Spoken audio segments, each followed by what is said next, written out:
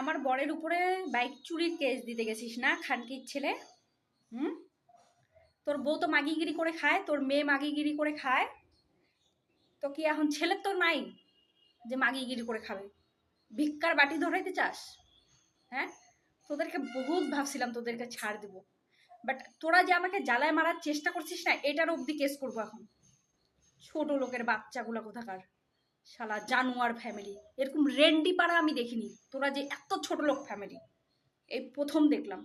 একবার ছেলের বউয়ের নামে কেস করিস, একবার ছেলের নামে কেস করিস, তোরা এত ছোট লোক, তো ভিখারি ফ্যামিলি।